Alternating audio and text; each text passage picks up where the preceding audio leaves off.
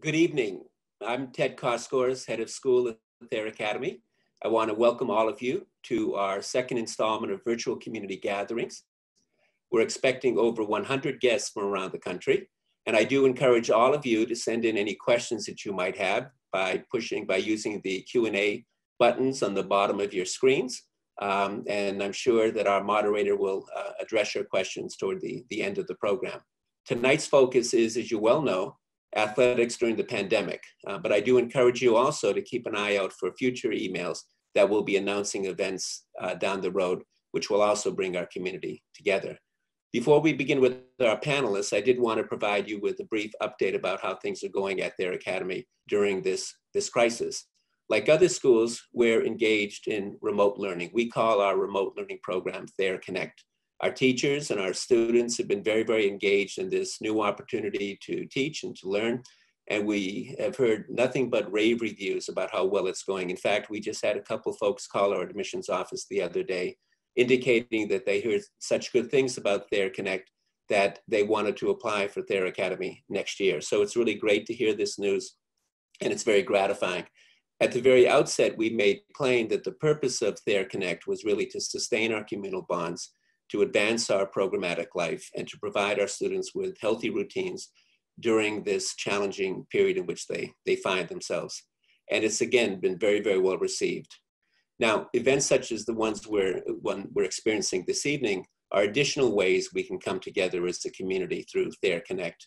And I want to remind you, or inform you actually, that this event is being recorded, and it'll be housed on the Thayer Academy Connect site, Thayer Academy Connect Athletics, which is a new feature to the Thayer Connect program. The athletic department has actually put together an array of interesting features that are serving the purposes of our students, but also may be of interest to some of you who are alums.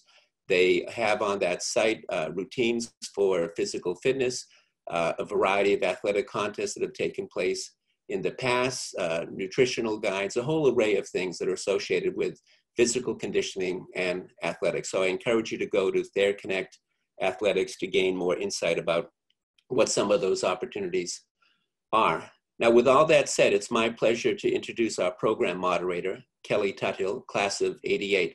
As many of you may know, Kelly had earned numerous accolades over a 25-year-plus career as a broadcast journalist, covering events as varied as the Boston bombing, the Whitey Bulger trial, the Patriots' first Super Bowl victory, and of course, the historic Red Sox victory in the World Series of 2004.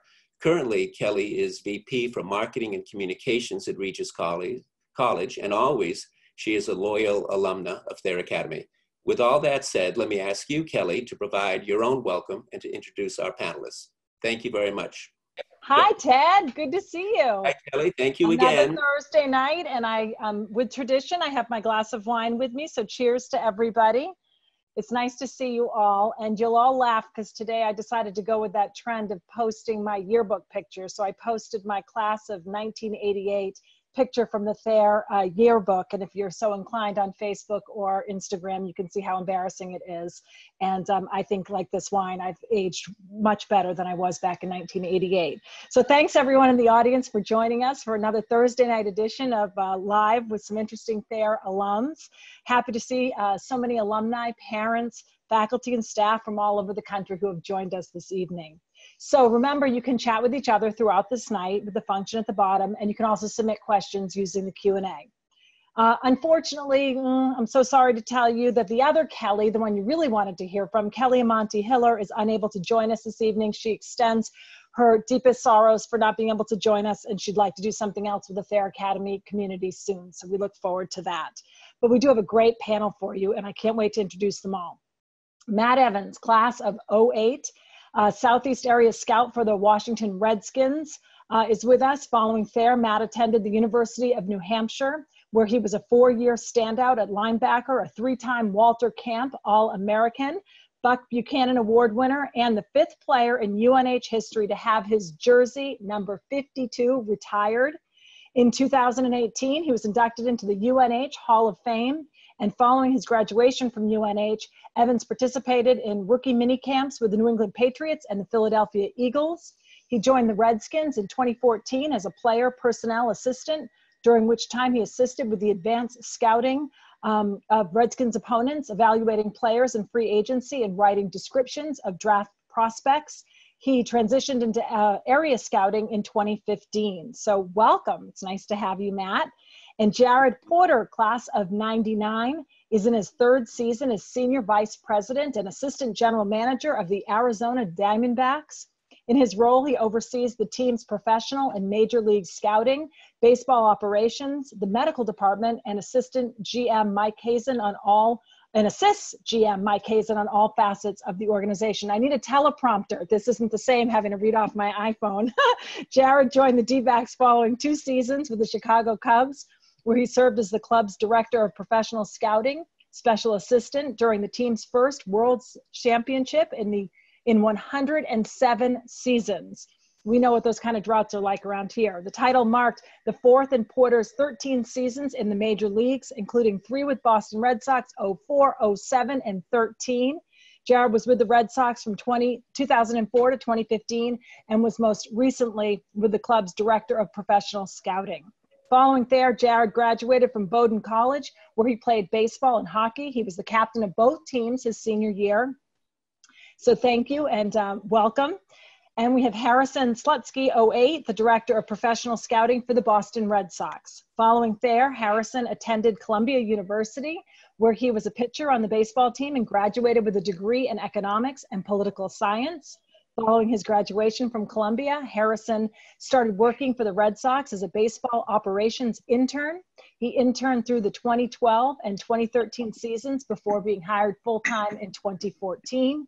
He worked in advanced scouting for the next 3 years before moving on to pro scouting department in 2017 as assistant director.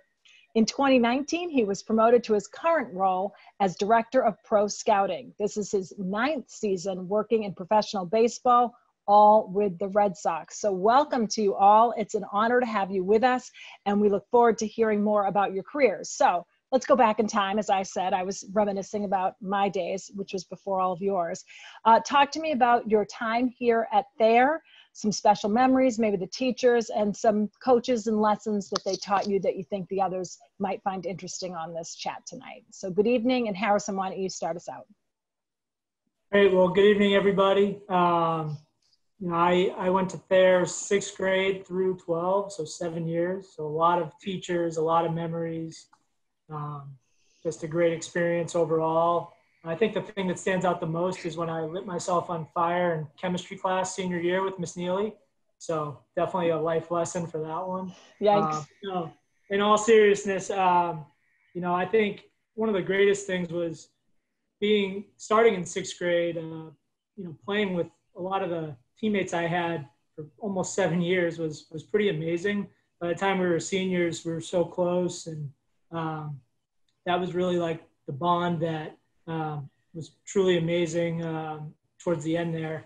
Matt McGurk was our head baseball coach. He had a big impact on me and helped me with the recruiting process, which was a tough time in anybody's life. The other thing that stood out to me as I was thinking about this was freshman year JV basketball with Kevin Cedrone was probably one of the most fun experiences I've had playing sports. Evans was on that team, so we had a lot of fun. And, the highlight I would say was my senior project in Peru with Mr. Diamond. I'll never forget that experience. So a number of different experiences up there, but all extremely positive. Evans, as he called you. You agree? You got some good memories too? Yeah. That was one of my favorite teachers and coaches that I had at Thayer. My time at Thayer was unbelievable. I always tell everyone this, it was the best 4 years of my life, and I truly mean that. My best friends to this day, all went to high school with me. Harry's one of my best friends, and they all went to Thayer, and they're still my best friends to this day. Just a lot of memories and great times shared that I will never forget coming from Thayer. Also, my brother went there, my sister went there, my dad. So it was a little bit of a family affair. So it was good memories with them as well. Just as far as coaches, Coach Toos, I was really, really close with him coming in my freshman year. I had known him from Derby, and we had talked. And then when I got to Thayer, it was just a seamless transition. I probably spent the most time with him. He cared so much about football, and he put in so much extra time throughout the fall to give us the best opportunity to win. He just cared so much about winning and about us doing really well. He's got a big schedule with being a teacher, and then also trying to handle being a head coach. It was tough duties, and he did an awesome job. Mr. Shulman was one of my favorite coaches. He's a maniac, but we love him for it. He's just so passionate and intense about the game. He was one of my favorite human beings I've ever come across at Thayer and in life. So, I wanted to talk about Mr. Shulman. He was awesome. And then, very underrated coach. I always tell people always ask me, like, who's the best coach you've ever had? My college coach, Coach Mack, was one of my is probably the top guy. He was unbelievable. Coach Toos is right there. And then just an underrated guy that just doesn't get enough credit, I think, is Mr. Cedrone. He was one of my favorite coaches. I thought he was one of the best coaches I've had at any level in any sport. I just loved playing for him. He was just so creative and natural with reaching every single one of his players. And he's one of the best teachers I've ever been around. He just kept everything fresh. He just knew how to manage personality. So I just wanted to shout out Mr. Cedrone because he's to this day one of the best coaches and teachers I've ever been around. So yeah, that was my experience at Thayer. It was unbelievable. A couple teachers too, like Mr. McVarish was awesome. He was hysterical. He always kept things fresh. You'd be on the edge of your seat, not knowing what he's going to do each day. And I thought, and Mr. Chiari's, just a little shout out there. I thought he was a really, really good teacher. I was able to simplify it in an easy way. Math can be a little bit tough, a little bit boring, but he did it in an awesome way where it was conducive to learning. I thought he was just a really, really good teacher. So a lot of influential teachers and people I met at Thayer that I love going back and seeing whenever the opportunity presents itself. So I had nothing but great things to say about my time at Thayer. Thanks, Matt. Jared, you're up. Tell me about your Thayer experience. Thanks a lot for having me. I appreciate it. Outside of the traditional things, I certainly learned how to communicate, at Thayer, both in person, on paper, things I carry with me every day. But I think the biggest takeaway I had when I stepped on campus my freshman year at Thayer, really seeing the culture that the hockey program there had built, seeing the seniors on the team, the juniors, the sophomores, just kind of the culture and the strength of that, and how much success the program was having, and just how much you wanted to be a part of that culture. And I feel like I've carried that with me throughout my career, like building the right culture with organizations and just how powerful that can be. I would say that's my biggest takeaway, just the culture of that, the strength of that, what that can do, the buy-in, those things to me, like every championship team I've been a part of, and, we're trying to build one here in Arizona as well, has that strong culture. It's a prerequisite. And the first time I ever noticed that or saw that in my life was when I stepped on campus at Thayer with the hockey program there. Well, I'm going to stick with you then, Jared, because it kind of leads into what we had for the next question, which is, you've been successful as a player and as a professional. What do you think is that key ingredient to building a successful team, both in sports and in life? Yeah, there's so many of them. It's a great question. I think, first and foremost, there has to be a certain talent level to have a successful organization. It's necessary. You have to have world-class talented athletes that are able to perform, in the toughest conditions and the biggest moments. And ultimately that's the most important thing. But I do think the culture you build as an organization, to me, is so important. And that's top to bottom. That's from the manager, the GM, all the way down through the players, the lowest levels of the minor leagues. You have to have that strong organizational culture, that allows you to get to the championship, to take the next step. Without that, it's really tough. It really is. And I'm sure we'll touch on it later in this conversation, but that's also probably, when you build a strong culture, it makes times like this even tougher to kind of take a back seat and not allow that culture to kind of, to improve and get stronger and continue to develop. Yeah, you worry about the impact for sure. You get to a certain point, and then when you have to put it on pause, that's tough. No, it really is. No question about it. And I think, this isn't just sports. The country, the world's dealing with this in so many different levels. But that's something that I see every day is just, not getting to be, as much part of that culture is tough. It's challenging. It is. So Harrison, I'll bring you back in. And do you like Harrison, or is it Harry? Am I sound like your mother calling you Harrison every second? Either way, Okay. most people there call me Harry. So Harry, okay. I don't want to sound like you're in trouble. You're not in trouble. We're happy you're here. So talk to me. What do you think the secret sauce is? And then maybe pick up on what Jared was just talking about. Once you get all that together, what do you do when it's just on ice right now? Yeah, I think, JP hit on a lot of what I would say. I would echo everything he said.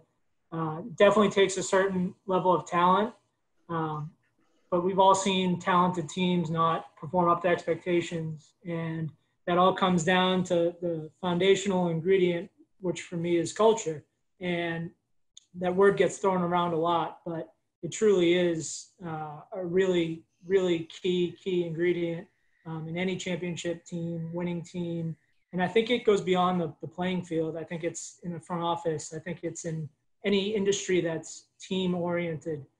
You have to be willing to sacrifice and support and have your teammates back and grow. And that's one thing with the Red Sox. I know going back to when Jared was there, we have that. We've always had that.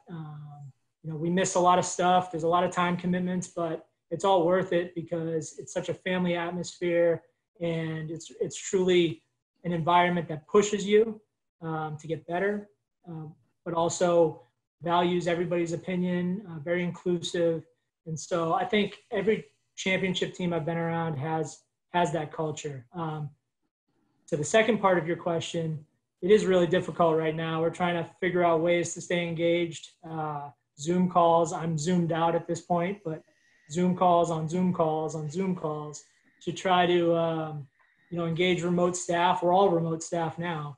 And one of the cool things, though, has been some different things we've done for our staff, which is have crossover between departments that typically aren't ever in the same room. We've been able to engage in some of that professional development, which I think is a huge positive, and I think fosters collaboration, and I know I've benefited from it. So those are just some of the things we're doing to try to cope and deal with this as best as we can.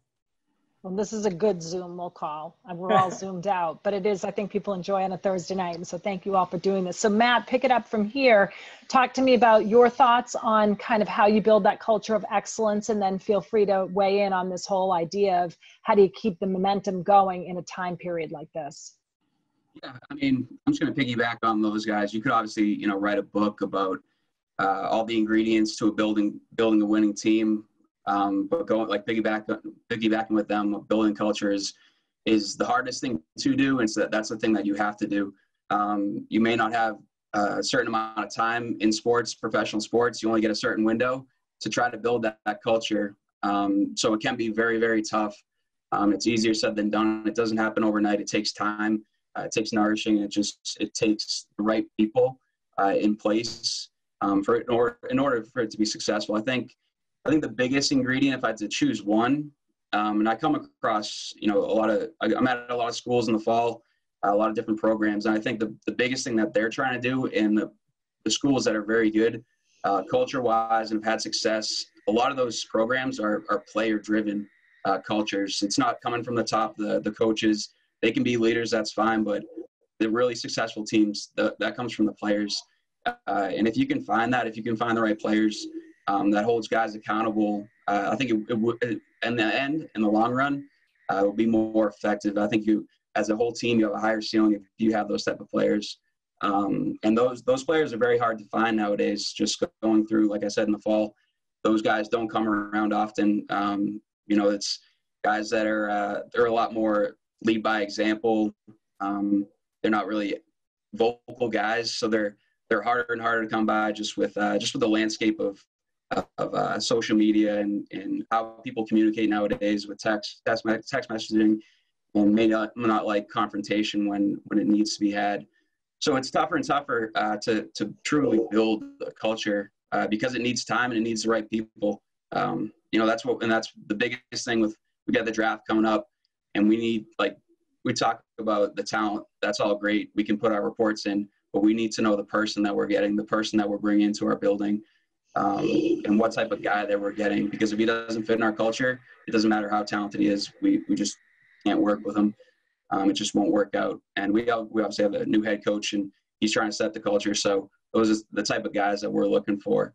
And then to your question with the landscape now, I feel really good where I'm at, where all of our scouts are at, because we've been working on these guys since June. And this is kind of like the last hurdle, the last 100 yards of the race. So we feel prepared. We feel ready. The only thing that changed is that we missed probably 3 weeks of pro days. So we won't have verified numbers on those guys. And it stinks for those guys that may not have as good of a chance to make it in the NFL because they weren't invited to the combine. So we're not really sure how fast they run, how high they jumped. So it's tough for them, but just overall, we feel really good with where we're at. A lot of the work's already been done. A lot of the work that you do in the fall, that's the most valuable work. That's where the best information's from, the best tape. So we feel good with where we're at. Just have to adjust, just like everyone. Yeah, well, I've got you. So talk to me about this first ever virtual draft. What can we expect? And, how are you guys gearing up to do that? What's the fan experience? I mean, I don't watch a ton of it, but I have sat around and watched it a little bit. Yep. And how's it going to be? So it's right now, it's going to be everyone in the NFL is going to be at their own house, just like we all are right now.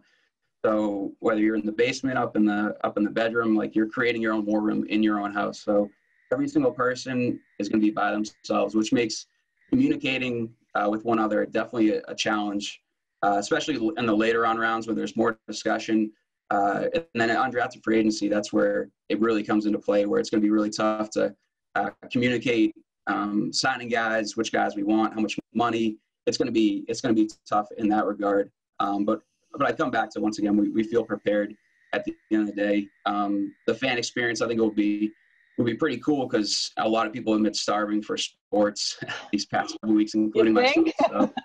So I think a lot of people are starving for it and excited for the draft. I think they're doing a couple fundraisers for the coronavirus relief. It's a couple different organizations, so that will be helpful. And I think it'll be pretty smooth. That we're all on the same playing field. We all are going through this, and we all just have to, figure it out and adjust on the fly. So, are you gonna have multiple phones that you're texting and working at the same time? A lawyer online? Yeah, we'll have a secure network and phones, and it will be craziness. We're trying to it's going to be chaotic no matter what, but we try to make it as organized as possible. We like to call it organized chaos. So it just is what it is, and we just got to deal with it and go in confident and feel good with where we're at. Do your job. Yep. Yes, we're starving for sports. Every night my husband puts on Celtics games from, 30, 40 years ago. I'm like, dude, I can't, please. We got to find a new show to watch. It's tough. Those are the good old days, but I'm ready for some new stuff. All right, Jared and Harrison, rumors that Major League Baseball may start the season in empty stadiums in only 2 locations, Arizona and Florida. What can you tell us about the rumors, and then what are the challenges that might present? I can start, Harrison, if you want, just because I'm in Arizona. I'm kind of in the throes of it. So I think it's a couple different things. I think our commissioner came out and said that he does, he hopes we can play baseball this year. So I think first and foremost, like, he has an appetite and an energy to try to get players back out in the field. Before that happens, there has to be, a lot of different health checks, I guess, to use a vague term. If the data doesn't support even baseball players, being in hotels together, quarantined, or on the field, it's just not going to happen. So I think before that happens, there still needs to be some checks and balances with testing, perhaps even some types of medicines that can help at least treat symptoms. It doesn't seem like there's going to be a vaccine or anything before things would start up. But I think that's first and foremost. And then, once that happens, I think we have a lot of really creative people that are thinking about what potential ideas. I think that's kind of the mode that MLB is in right now, in the idea building mode. Some of them have kind of leaked out. The Arizona only idea, the Arizona and Florida idea, kind of the two that have gotten the most prominence. And they do make some sense logistically, but we also have to remember that, you know, these are human beings out there playing the game. They're not robots. You know, we'd be asking them to leave their families. You know, can their families come with them? What if it ends up being 4 or 5 months, not just 1 month or 2 months?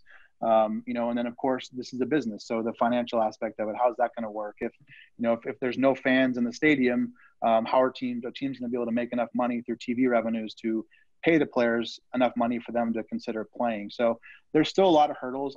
I do believe the spirit of baseball players and of the commissioner and of the teams is to try to play. So I think that is a very positive and hopefully powerful mindset and first step. But I think it's still in the ideas stage of things. But people are working really hard to try to get back and play and provide some, you know, TV entertainment for the fans and ultimately, hopefully, you know, lead to a champion this year. Harrison, thoughts? Yeah, I don't have much to add to what Jared said. I think he hit the nail on the head with, you know, the ideas are in their infancy, I would say. I mean, the league, the commissioner's office is doing everything they can to come up with creative and solutions that could allow us to get back on the field as quickly as possible. But there are so many checks, as Jared said, to make sure we can do that safely, both for, you know, for the players, for the staff, and ultimately for the fans. And obviously, we'd probably be looking at empty stadiums, which presents a whole nother challenge that Jared outlined as well. So there's a lot of hurdles to get through, but the one consistent is we all want sports back. And I do think in the spirit of the game and in healing society and sports and kind of getting back to some semblance of normalcy, I think our players want that too, to just go out and play and try to provide some entertainment for everybody, because we're all going a little crazy without anything to watch. So, if anyone has any good ideas, throw them my way. Yeah, I was going to say, what are your favorite sports movies that you're watching? Any old movies you're watching or new sports movies that you like to watch? Sports movies? Yeah. Anybody watching anything that we should be watching? No, I mean, I was watching Remember the Titans the other day. That's one of my all-time favorites, but you can't go wrong with like The Sandlot or I don't know. We were talking about this Rudy Action Miracle. If I, you know, want to feel motivated one day, maybe Rudy Miracle, wake up to that. Just watch that. So I'm good with that. Not a ton though.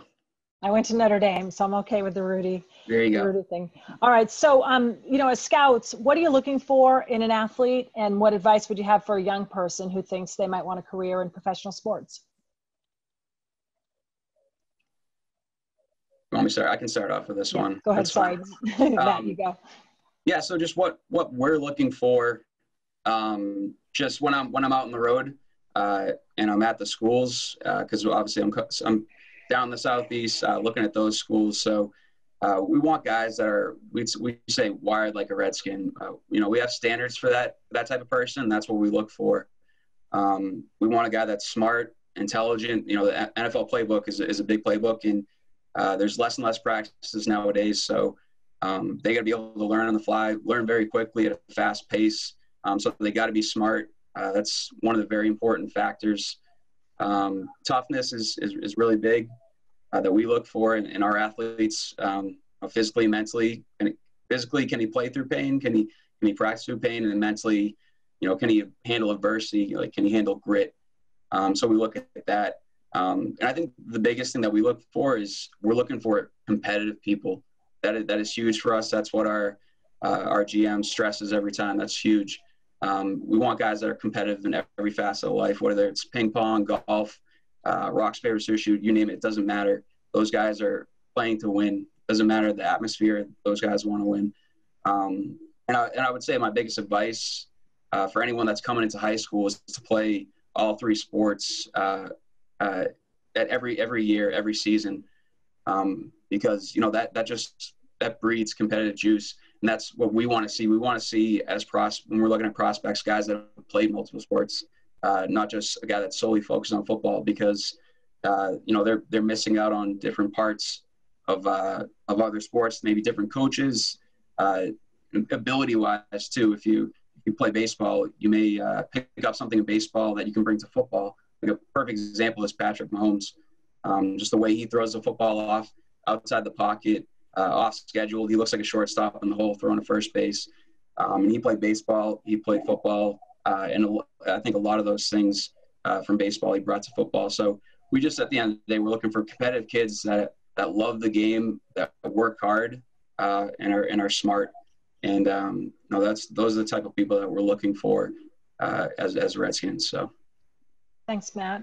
Jared, do you agree with that? So many kids specialize in one sport starting when they're in like the second grade. Are you looking for a well-rounded person as well? And what other characteristics do you look for? Yeah, definitely. No, I agree with everything Matt said. I mean, the well-roundedness is so important, the athleticism. I think a few things to add from a baseball specific standpoint, would be athletes who are either already doing it or showing the ability to start to translate the athleticism into skill. I think in baseball, there is a lot of skill involved, like hitting a pitch and throwing a certain pitch. So I think that's important. Is this raw athlete going to be able to turn these traits into skill is really important. And then I think from a makeup standpoint, Matt really hit it, talked about the confidence and the competitiveness. I think another thing is, and he might've said it, but just a never ending drive to get better, to improve, never being complacent, never stopping. I was lucky enough to play with Brooks Orpik in high school. He's one of my closest friends, a fellow Thayer alum, a hockey player. And Brooks is probably the hardest working and most focused athlete I've ever been around. And I've been around a lot of them in Major League Baseball. And I'm not just saying that because he's a friend, but I think that's important. Like those traits, the focus, the confidence, the competitiveness, the ability to kind of flip the switch in the big moments are really important. But never stop working, never stop trying to get better. There's so many good athletes out there around the world, and we see so many high picks, not make it, or guys like the Tom Brady in the 6th round becoming the best quarterback of all time, like things like that. So never stop getting better. But I agree with everything that Matt said. I thought he really nailed it. Harry, you agree, or you got some other thoughts on this? No, I think these guys got it very accurate. It's talent only goes so far. You do need all of these attributes they discussed to succeed. I think one caveat I'll throw in there is in Boston, it's a big market, and I mean this applies more on the grandest scale in the major leagues, but we're rabid sports fans here. We all know that. Growing up around here, going to Thayer, we all love our teams, but comes with that is a lot of pressure. It's not a small market. It's a big market. There's pressure to win every night.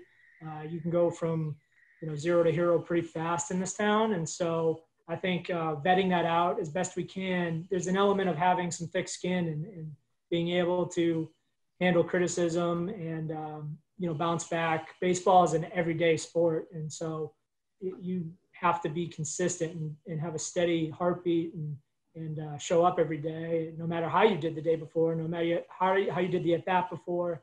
So just trying to stick to routines and having that consistency is something we really look for, in addition to everything those two guys just said. Okay. Harrison, your classmate Kenny Carberry has a question for you. He says, Harry, how are you handling scouting during this extended break? Lots and lots of film, ? Must be tough to prepare for new rosters when you can't see play for a little while.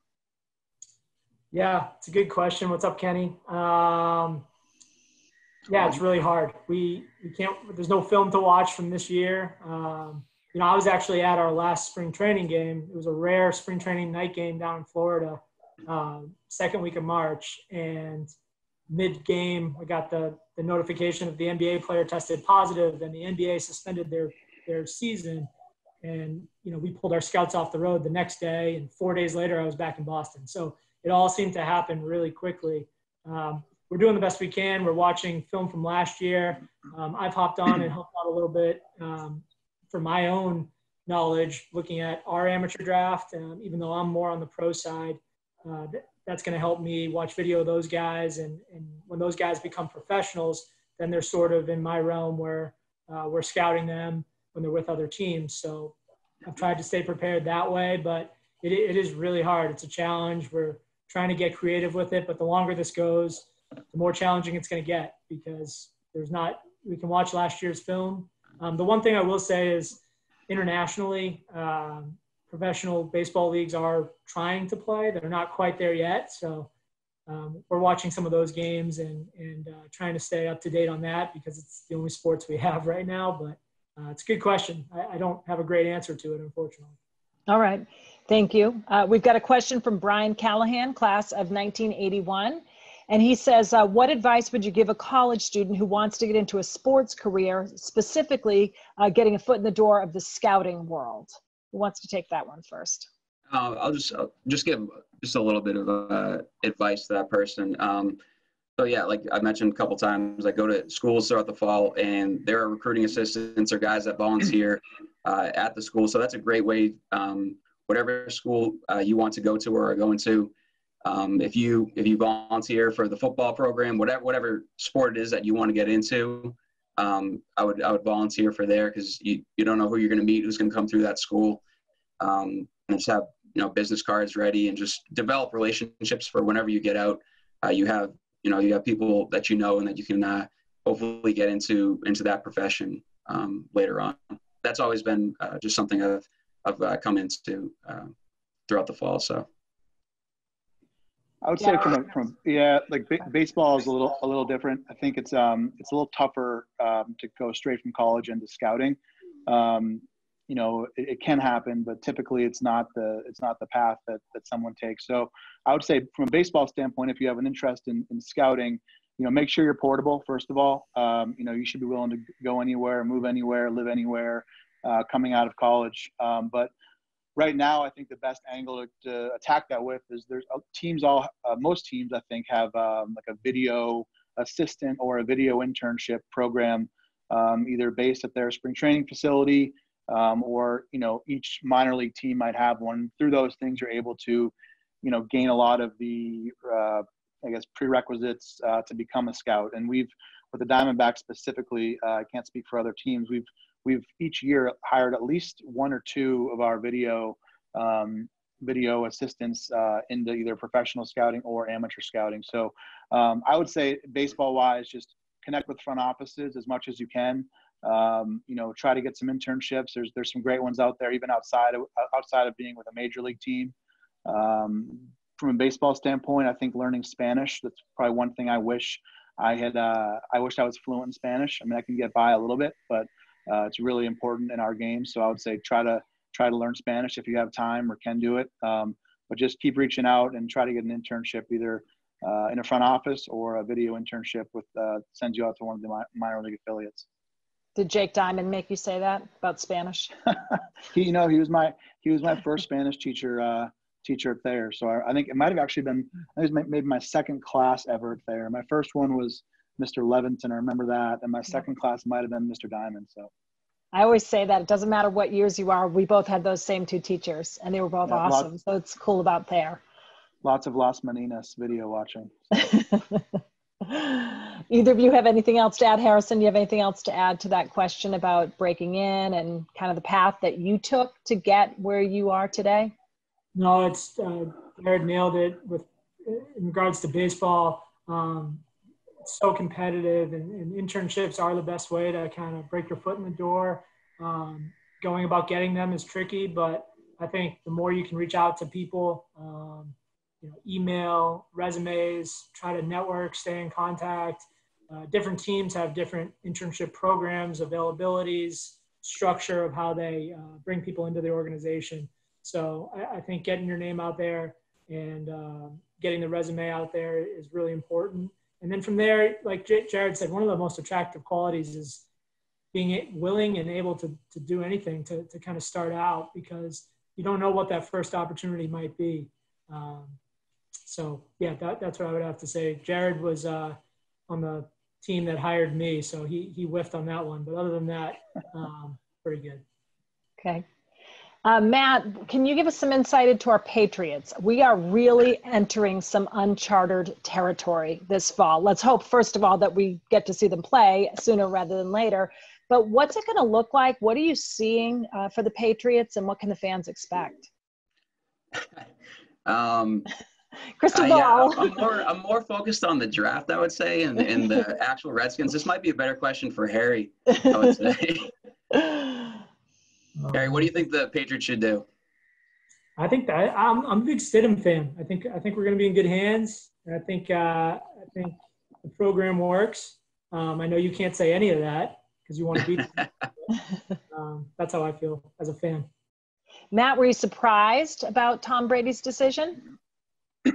I guess so. Yeah. I mean, he's always been there. It's been a stable relationship and a constant of 20 years. So you definitely are surprised when he decided to leave. So yeah, I was surprised.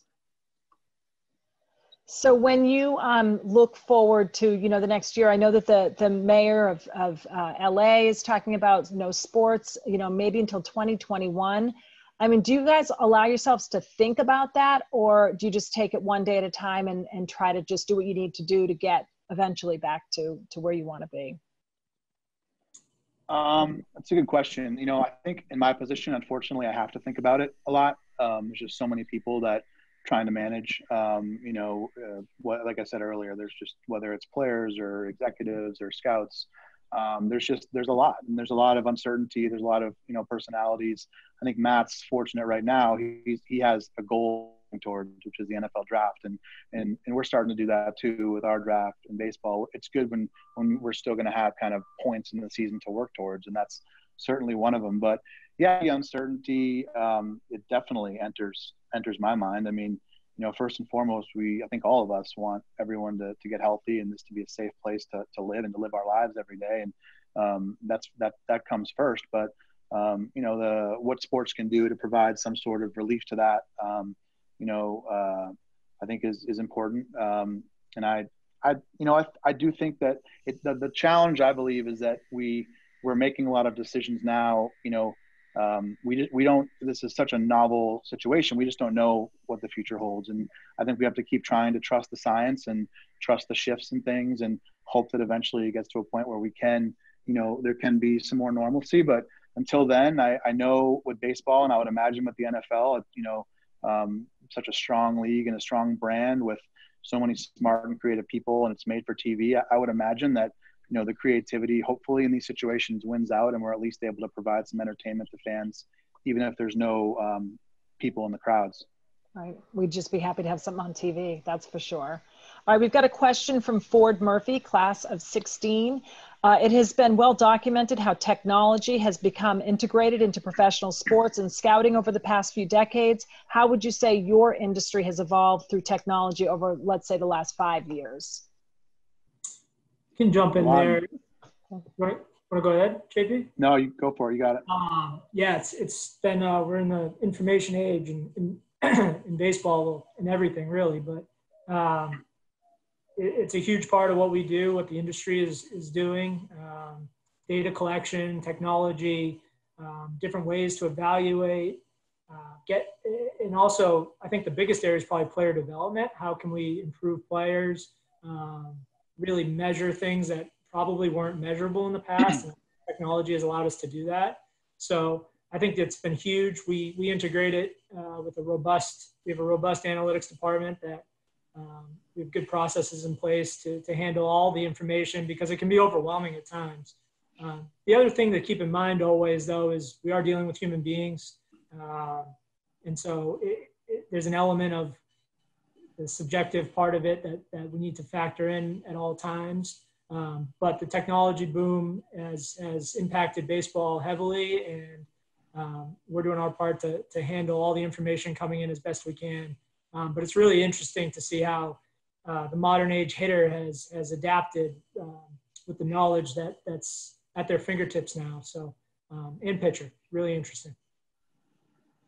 Jared, did you have something you wanted to add to that about the technology role? Well, yeah, I agree. It's what the interesting thing to me is that, that's one area right now that there's actually plenty of work to be done in baseball. Even with things shut down, there's still a lot of, we call it in Arizona research and development. There's a lot of research and development work being done. Our research and development staff are working every day. And one of the things we've done is, I've always believed, back to times in Boston with, Theo Epstein, Ben Cherington, whoever it was, that we're all the best front offices, the best executives are all consumers of information, whether that's a scouting report, whether that's, analytics, whatever it might be, getting as much great information as you can and managing it to make your decisions is so valuable. So one of the things we're doing with our scouts right now, actually in Arizona on the professional side, is really integrating them with our research development staff. So what kind of projects can they be doing to help our R&D staff like make better whatever, whether it's a projection or an evaluation, because like Harrison said, with all this new technology, making coaching and development better and more efficient, more accurate, it's also starting to really kind of like support a lot of the scouting reports and stuff. It's not only the stuff that our eyes can't see. Now it's like a finer tuned version of some of the stuff that our eyes can see. So we've been working hard to marry those things, and our scouts have actually been doing quite a bit of work in that arena, which has been great. Yeah, Matt, I mean, it kind of makes you wonder, are the teams that are going to end up the strongest on the fields once this is over, the ones that made the most out of this time and were smartest during this time?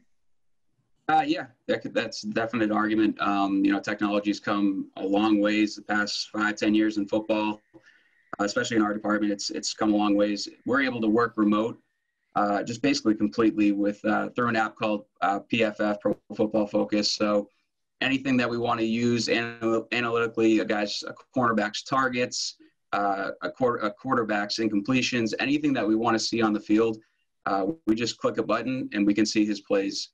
So it's able to filter everything. It's a lot easier on the scout. Like me, just if I want to watch anything, it's very easy for me to be at home right now, getting prepared for the draft. And if a guy pops up, hey, let me just go look at all of his snaps the last 5 games. So it's made it a lot easier on the scouts, and then just being able to evaluate really from anywhere in the world.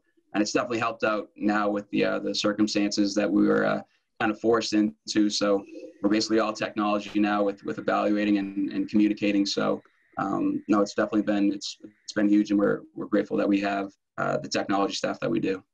Yeah, it's probably more fun watching films with other people and talking about it, but you manage.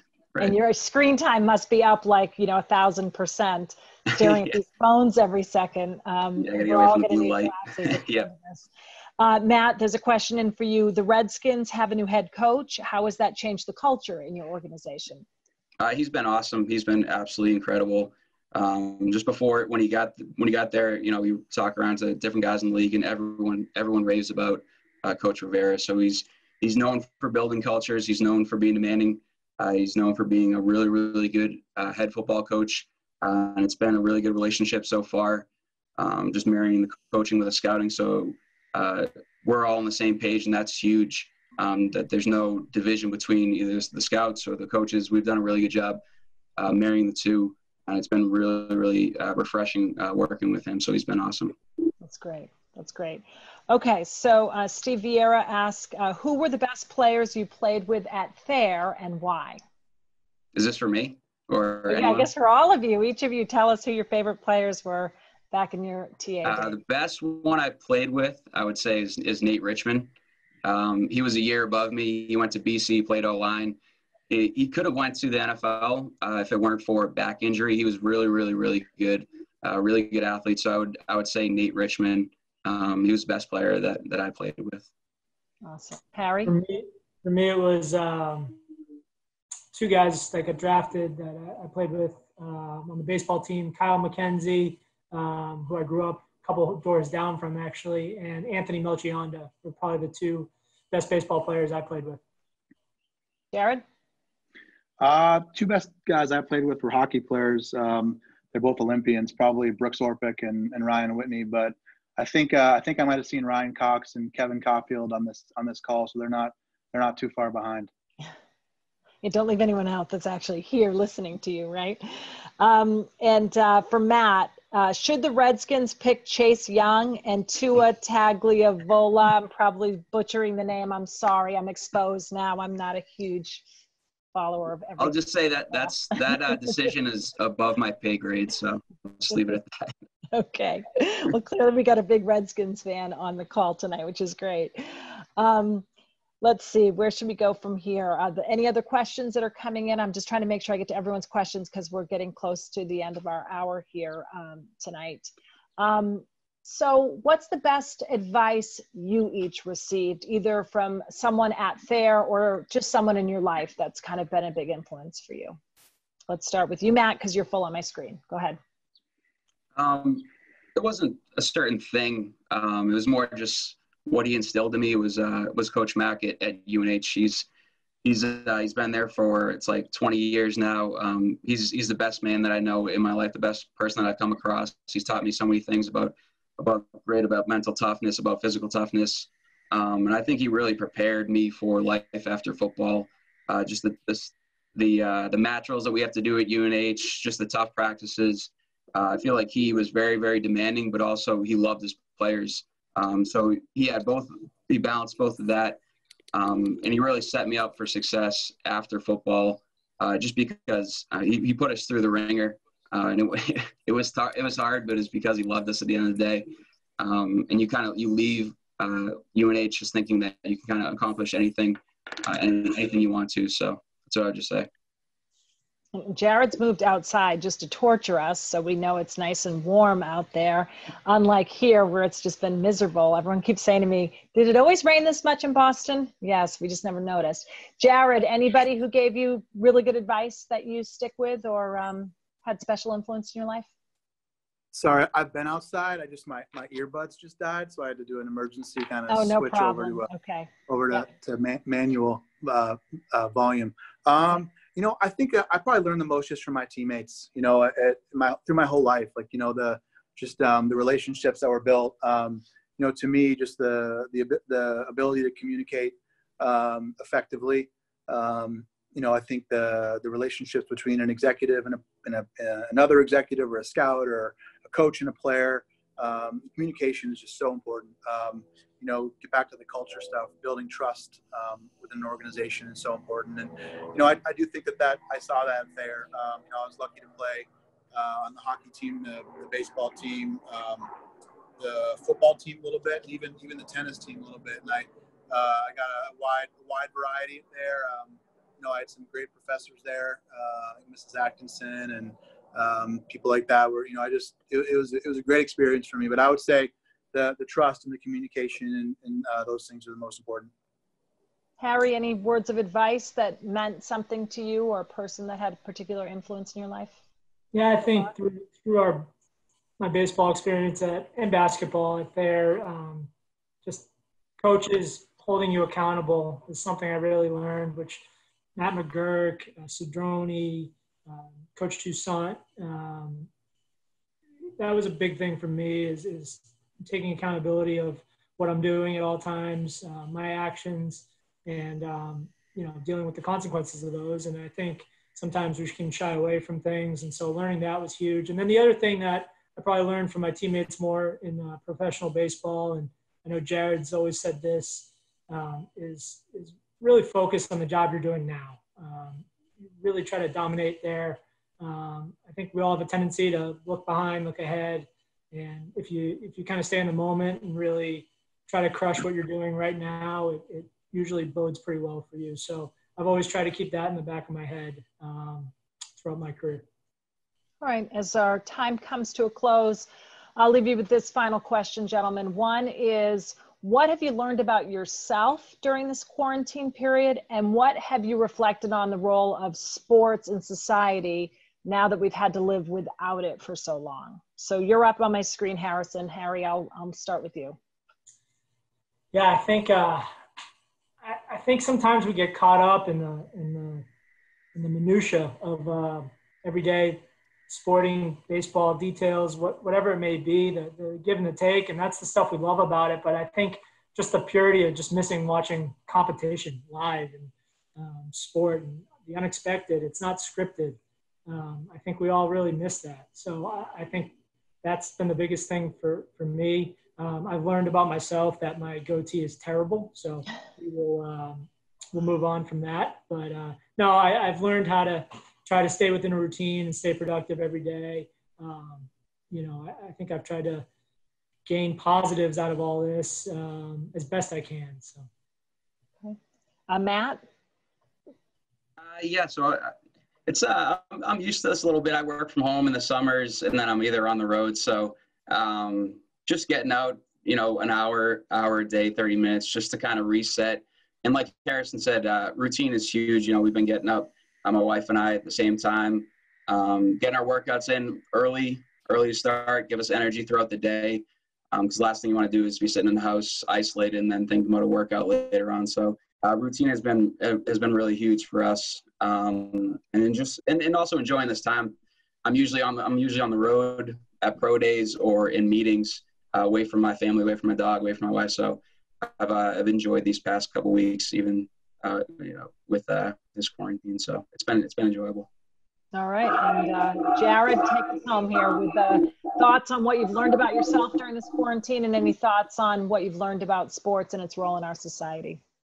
Yeah, I think routine is important. Like Matt said, I feel like I'm trying to hop on my Peloton bike or Peloton treadmill as much as I can. That's huge, kind of the routine. I think I recommend watching that. I'm trying to make my bed every morning to kind of get my day going in the right direction. I think as far as what I miss the most is probably just the camaraderie, personally, you know, whether it's in the office or with our group of scouts or just with the team in the clubhouse, watching games every night. I think just, you know, I'm noticing, you know, with the country, there's just I think people love live athletics. They love sports. They love the competition. They love the purity of it. They love have something to root for, to look forward to every night.